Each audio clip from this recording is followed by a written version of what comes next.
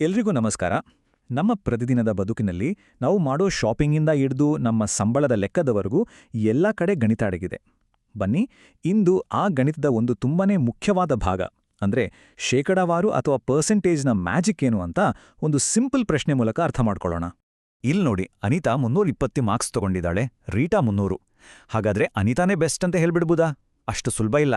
ಯಾಕಂದ್ರೆ ಇಬ್ಬರ ಪರೀಕ್ಷೆಯ ಒಟ್ಟು ಅಂಕಗಳು ಬೇರೆ ಬೇರೆ ಇವೆ. ಇದೇ ಸವಾಲು ನಮ್ಮ ಇವತ್ತಿನ ವಿಶ್ಲೇಷಣೆಯ ಕೇಂದ್ರಬಿಂದು. ಸರಿ, ಇವತ್ತು ನಾವೇನೆಲ್ಲ ನೋಡ್ತೀವಿ ಅಂದ್ರೆ, ಮೊದಲು ಈ ಅಂಕಗಳ ಸಮಸ್ಯೆಯನ್ನ ಬಗೆಹರಿಸೋಣ. ಆಮೇಲೆ ಈ ಶೇಕಡಾವಾರು ಅನ್ನೋದರ ಅಸಲಿ ಅರ್ಥ ಏನು ಅಂತ ತಿಳ್ಕೊಳ್ಳೋಣ. ಮಾರುಕಟ್ಟೆಯಲ್ಲಿ ಅಂದ್ರೆ ಅಂಗಡಿಗಳಲ್ಲಿ ಇದು ಹೇಗೆ ಕೆಲಸ ಮಾಡುತ್ತೆ, ಹಣಕಾಸಿನ ವಿಚಾರದಲ್ಲಿ ಇದರ ಪಾತ್ರವೇನು, ಮತ್ತು ಕೊನೆಗೆ ಸಂಖ್ಯೆಗಳ ಲೋಕದಲ್ಲಿ ನಮ್ಮ ಜ್ಞಾನವನ್ನ ಹೇಗೆ ವಿಸ್ತರಿಸಬಹುದು ಅಂತ ನೋಡೋಣ. ಮೊದಲಿಗೆ ಈ ಅಂಕಗಳ ಸಮಸ್ಯೆಯನ್ನೇ ತಗೊಳ್ಳೋಣ. ಅನಿತಾ 320, ರೀಟಾ 300. ಕೇವಲ ಗಳಿಸಿದ ಅಂಕಗಳನ್ನು ನೋಡಿದ್ರೆ ಅನಿತಾನೇ ಮುಂದೆ ಇದ್ದಾಗೆ ಕಾಣಿಸುತ್ತೆ. ಆದ್ರೆ ಒಟ್ಟು ಅಂಕಗಳು ಬೇರೆ ಬೇರೆ ಇರೋದ್ರಿಂದ ಹೀಗೆ ಹೋಲ್ಸೋದು ನ್ಯಾಯ ಅಲ್ಲ ಅಲ್ವಾ? ಇಬ್ಬರ ಸಾಧನೆಯನ್ನ ಸರಿಯಾಗಿ ಅಳಿಯಕ್ಕೆ ನಮಗೊಂದು ಕಾಮನ್ ಸ್ಕೇಲ್ ಬೇಕು. ಆ ಕಾಮನ್ ಸ್ಕೇಲ್ ಅಥವಾ ಅಳತೆಗೋಲೆ ಶೇಕಡಾವಾರು ಅಂದ್ರೆ ಪರ್ಸೆಂಟೇಜ್. ನೋಡಿ, ಅನಿತಾ ತಗೊಂಡಿದ್ದು 80%, ಆದರೆ ರೀಟಾ ತಗೊಂಡಿದ್ದು 83.3%. ಸೊ ಅಂಕ ಕಡಿಮೆ ಇದ್ರೂ ರೀಟಾಲ ಸಾಧನೆ ಉತ್ತಮವಾಗಿದೆ. ಬೇರೆ ಬೇರೆ ಪ್ರಮಾಣಗಳನ್ನು ಒಂದೇ ಆಧಾರದ ಮೇಲೆ ತಂದು ಹೋಲ್ಸೋಕೆ ಪರ್ಸೆಂಟೇಜ್ ನಮಗೆ ಹೀಗೆ ಸಹಾಯ ಮಾಡುತ್ತೆ. ಹಾಗಾದ್ರೆ ಈ ಪರ್ಸೆಂಟೇಜ್ ಅಂದ್ರೆ ನಿಜವಾಗ್ಲೂ ಏನು? ಅದು ಹೇಗೆ ಯಾವುದೇ ಸಂಖ್ಯೆಗಳನ್ನ ಹೋಲಿಕೆ ಮಾಡಕ್ಕೆ ಒಂದು ಯೂನಿವರ್ಸಲ್ ಟೂಲ್ ಆಗಿ ಕೆಲಸ ಮಾಡುತ್ತೆ? ಬನ್ನಿ, ಅದರ ಮೂಲಭೂತ ಐಡಿಯಾ ಏನು ಅಂತ ನೋಡೋಣ. ಗೊತ್ತಾ, ಈ ಪರ್ಸೆಂಟ್ ಅನ್ನೋ ಪದ ಪರ್ಸೆಂಟಮ್ ಅನ್ನೋ ಲ್ಯಾಟಿನ್ ಪದದಿಂದ ಬಂದಿದ್ದು. ಅದರ ಅರ್ಥ ಪ್ರತಿ 100ಕ್ಕೆ ಅಂತ. ಸಿಂಪಲ್ ಆಗಿ ಹೇಳೋದಾದ್ರೆ, ಯಾವುದೇ ಪ್ರಮಾಣವನ್ನಾಗ್ಲಿ ಅದನ್ನ 100 ಭಾಗಗಳಾಗಿ ನೋಡುವುದು. ಹೀಗೆ ಮಾಡಿದಾಗ ಹೋಲಿಕೆ ಮಾಡೋದು ತುಂಬಾನೇ ಸುಲಭ ಆಗುತ್ತೆ. ಒಂದು ಉದಾಹರಣೆ ತಗೊಳ್ಳೋಣ ಬನ್ನಿ. ಒಂದು ರೂಮ್ನಲ್ಲಿ 100 ಬಣ್ಣದ ಟೈಲ್ಸ್ ಇದೆ ಅಂದ್ಕೊಳ್ಳಿ. ಅದರಲ್ಲಿ 13 ಹಳದಿ ಟೈಲ್ಸ್ ಇದ್ರೆ ಸಿಂಪಲ್ 14% ಹಳದಿ, 26 ಹಸಿರಿದ್ರೆ ಅದು 26%. ಟೋಟಲ್ 100 ಇದ್ದಾಗ ಪ್ರತಿ ಭಾಗದ ಸಂಖ್ಯೆಯೇ ಅದರ ಪರ್ಸೆಂಟೇಜ್ ಆಗಿರುತ್ತೆ. ಎಷ್ಟು ಸುಲಭ ಅಲ್ವಾ? ಆದ್ರೆ ಒಂದ್ ನಿಮಿಷ, ನಿಜ ಜೀವನದಲ್ಲಿ ಎಲ್ಲವೂ ಹೀಗೆ ಪರ್ಫೆಕ್ಟ್ ಆಗಿ 100ರ ಲೆಕ್ಕದಲ್ಲಿ ಇರೋದಿಲ್ವಲ್ವಾ? ನಮ್ಮ ಅನಿತಾ ರೀಟಾ ಉದಾಹರಣೆಯ ಹಾಗೆ. ಹಾಗಾದ್ರೆ ಒಟ್ಟು ಮೊತ್ತ ಬೇರೆ ಇದ್ದಾಗ ಪರ್ಸೆಂಟೇಜ್ ಹೇಗೆ ಕಂಡುಹಿಡಿಯೋದು? ಸರಿ, 20 ಮಣಿಗಳ ಒಂದು ಹಾರ ಇದೆ ಎಂದ್ಕೊಳ್ಳೋಣ. ಅದರಲ್ಲಿ 8 ಕೆಂಪು ಮಣಿಗಳಿವೆ. ಮೊದಲು ಅದನ್ನ ಭಿನ್ನರಾಶಿ ಅಂದ್ರೆ ಫ್ರ್ಯಾಕ್ಷನ್ ರೂಪದಲ್ಲಿ ಬರೆಯೋಣ. 8/20. ಈಗ ಇದನ್ನ ಪರ್ಸೆಂಟೇಜ್ ಮಾಡೋಕೆ ಸಿಂಪಲ್ ಆಗಿ 100ಇಂದ ಗುಣಿಸಬೇಕು. ಉತ್ತರ ಏನು? 40. ಅಂದ್ರೆ ಆ ಹಾರದಲ್ಲಿ 40% ಮಣಿಗಳು ಕೆಂಪು ಬಣ್ಣದ್ದು ಅಂತ ಅರ್ಥ. ಪರ್ಸೆಂಟೇಜ್ಗಳನ್ನ ಹೀಗೆ ವಿಷುವಲ್ ಆಗಿ ನೋಡಿದಾಗ ಇನ್ನೂ ಸ್ಪಷ್ಟವಾಗಿ ಅರ್ಥ ಆಗತ್ತೆ. ಈ ಡೋನಟ್ ಚಾರ್ಟ್ ನೋಡಿ. ಒಂದು ನಗರದ ಜನಸಂಖ್ಯೆಯ ವಿಂಗಡಣೆ ಇದು. 40% ಪುರುಷರು, 30% ಮಹಿಳೆಯರು, 30% ಮಕ್ಕಳು. ಒಂದೇ ನೋಟಕ್ಕೆ ಇಡೀ ಚಿತ್ರಣ ಸಿಕ್ಬಿಡುತ್ತೆ. ಒಂದು ಸಂಪೂರ್ಣ ವಸ್ತುವಿನ ಭಾಗಗಳನ್ನ ಅರ್ಥ ಮಾಡ್ಕೊಳ್ಳಕ್ಕೆ ಪರ್ಸೆಂಟೇಜ್ ಎಷ್ಟು ಪವರ್ಫುಲ್ ಅನ್ನೋದು ಇದರಿಂದ ಗೊತ್ತಾಗತ್ತೆ. ಸರಿ, ಈ ಪರ್ಸೆಂಟೇಜ್ ಕಲ್ಪನೆಯನ್ನ ಈಗ ನಮ್ಮ ದಿನನಿತ್ಯದ ಶಾಪಿಂಗ್ ಪ್ರಪಂಚಕ್ಕೆ ತರೋಣ. ನಾವು ಅಂಗಡಿಗಳಲ್ಲಿ ನೋಡೋ ಡಿಸ್ಕೌಂಟ್, ಪ್ರಾಫಿಟ್, ಲಾಸ್ ಇದೆಲ್ಲ ಇದರದ್ದೇ ಆಟ. ಒಂದು ಸಿಂಪಲ್ ಕತೆ ಶುರು ಮಾಡೋಣ.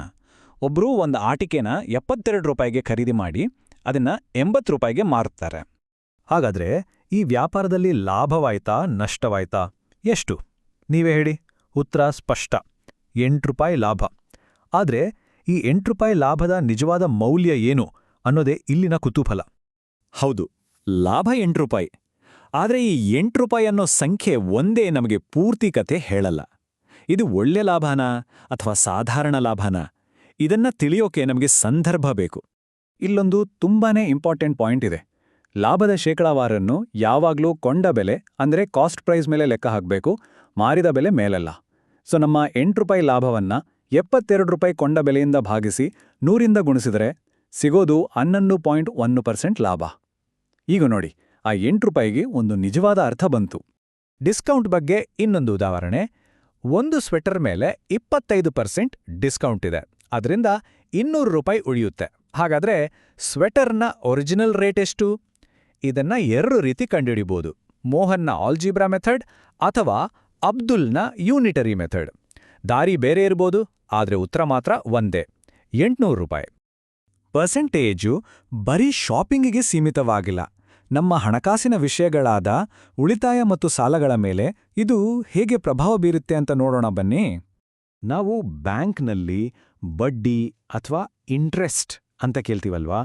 ಸರಳವಾಗಿ ಹೇಳೋದಾದ್ರೆ ಬೇರೆಯವರ ಹಣವನ್ನು ಬಳಸಿದ್ದಕ್ಕೆ ನಾವು ಕೊಡುವ ಬಾಡಿಗೆ ಅಥವಾ ನಮ್ಮ ಹಣವನ್ನು ಬೇರೆಯವರ ಬಳಸಿದ್ದಕ್ಕೆ ನಮಗೆ ಸಿಗುವ ಬಾಡಿಗೆನೇ ಬಡ್ಡಿ. ಇದನ್ನ ಅಸಲು ಅಂದ್ರೆ ಒರಿಜಿನಲ್ ಅಮೌಂಟ್ ಮೇಲೆ ಒಂದು ಪರ್ಸೆಂಟೇಜ್ ಲೆಕ್ಕದಲ್ಲಿ ಹಾಕ್ತಾರೆ. ಒಂದು ಉದಾಹರಣೆ ನೋಡೋಣ. ಅನಿತಾ 50,000 ರೂಪಾಯಿ ಸಾಲ ತಗೊಳ್ತಾಳೆ. ಇದು ಅಸಲು ಅಂದ್ರೆ ಪ್ರಿನ್ಸಿಪಲ್ ಪಿ. ವಾರ್ಷಿಕ ಬಡ್ಡಿದರ 15%. ಇದು ರೇಟ್ ಆರ್. ಸಮಯ 1 ವರ್ಷ. ಇದು ಟೈಮ್ ಟಿ. ಸರಳ ಬಡ್ಡಿಯ formula P into R into T by 100. ಅಂದ್ರೆ 5,000 ಗುಣಿಸು 15 ಗುಣಿಸು 1 ಅನ್ನ 100ರಿಂದ ಭಾಗಿಸಿದ್ರೆ ಉತ್ತರ 750 ರೂಪಾಯಿ. ಸೊ 1 ವರ್ಷಕ್ಕೆ ಅವಳು 750 ರೂಪಾಯಿ ಬಡ್ಡಿ ಕಟ್ಟಬೇಕು. ಸರಿ, ನಾವು ಪರ್ಸೆಂಟೇಜ್ ಅಂದ್ರೆ ಏನು, ಅದು ಹೇಗೆ ಕೆಲಸ ಮಾಡುತ್ತೆ ಅಂತ ತಿಳ್ಕೊಂಡ್ವಿ. ಇದು ನಮ್ಮ ಗಣಿತದ ಜರ್ನಿಯಲ್ಲಿ ಒಂದು ಇಂಪಾರ್ಟೆಂಟ್ ಸ್ಟೆಪ್. ಆದರೆ ಸಂಖ್ಯೆಗಳ ಪ್ರಪಂಚ ಇಲ್ಲಿಗೇ ಮುಗಿಯಲ್ಲ. ಇದು ಇನ್ನೂ ಇಂಟ್ರೆಸ್ಟಿಂಗ್ ವಿಷಯಗಳಿಗೆ ದಾರಿ ಮಾಡಿಕೊಡುತ್ತೆ. ನೋಡಿ ನಮ್ಮ ಸಂಖ್ಯೆಗಳ ಜ್ಞಾನದ ಪಯಣ ಹೇಗೆ ಸಾಗಿದೆ ಅಂತ. ಮೊದಲು ನ್ಯಾಚುರಲ್ ನಂಬರ್ಸ್ ಅಂದ್ರೆ ಎಣಿಸೋಕೆ ಬಳಸೋ ಸಂಖ್ಯೆಗಳು. ಅದಕ್ಕೆ 0 ಸೇರಿದ್ರೆ ಹೋಲ್ ನಂಬರ್ಸ್, ನೆಗೆಟಿವ್ ನಂಬರ್ಸ್ ಸೇರಿದ್ರೆ ಇಂಟಿಜರ್ಸ್. ಇದರ ಮುಂದಿನ ತಾರ್ಕಿಕ ಹೆಜ್ಜೆನೇ ರ್ಯಾಷನಲ್ ನಂಬರ್ಸ್. ನಾವು ಬಳಸೋ ಶೇಕಡಾವಾರು ಮತ್ತು ಭಿನ್ನ ರಾಶಿಗಳು ಕೂಡ ಈ ರ್ಯಾಷನಲ್ ನಂಬರ್ಸ್ ಗುಂಪಿಗೆ ಸೇರಿದ್ವೆ. ಇವು ಪೂರ್ಣ ಸಂಖ್ಯೆಗಳ ಮಧ್ಯ ಇರೋ ಮೌಲ್ಯಗಳನ್ನ ಹೇಳೋಕೆ ನಮಗೆ ಸಹಾಯ ಮಾಡುತ್ತವೆ. ಉದಾಹರಣೆಗೆ ಅರ್ಧ ಪಿಜ್ಜಾ ಅಂದ್ರೆ 1.5 ಅಂತ ಹೇಳೋಕೆ ಅಥವಾ ತಾಪಮಾನವನ್ನ -1.5 ಡಿಗ್ರಿ ಅಂತ ವಿವರಿಸೋಕೆ ಇವೆಲ್ಲ ಬೇಕೇ ಬೇಕು. ಹಾಗಾದ್ರೆ ಕೊನೆಯದಾಗಿ ಒಂದು ಪ್ರಶ್ನೆ. ಶೇಕಡಾವಾರು ಪದ್ಧತಿಯೇ ನಮಗೆ ಅಂಕಗಳು, ರಿಯಾಯಿತಿಗಳು ಮತ್ತು ಬಡ್ಡಿದರಗಳನ್ನು ಹೋಲಿಕೆ ಮಾಡೋಕೆ ಒಂದು ಸಾಮಾನ್ಯ ಭಾಷೆಯನ್ನ ಕೊಡ್ತು. ಹಾಗಾದ್ರೆ ಈ ಭಾಗಲಬ್ಧ ಸಂಖ್ಯೆಗಳ ವಿಶಾಲ ಪ್ರಪಂಚ ನಮ್ಮ ಸುತ್ತಲಿನ ವಾಸ್ತವನ್ನ ಅರ್ಥ ಮಾಡಿಕೊಳ್ಳಲು ಇನ್ನೂ ಎಂತಹ ಹೊಸ ಮತ್ತು ಶಕ್ತಿಯುತ ದೃಷ್ಟಿಕೋನಗಳನ್ನು ನೀಡಬಹುದು? ಸ್ವಲ್ಪ ಯೋಚನೆ ಮಾಡಿ.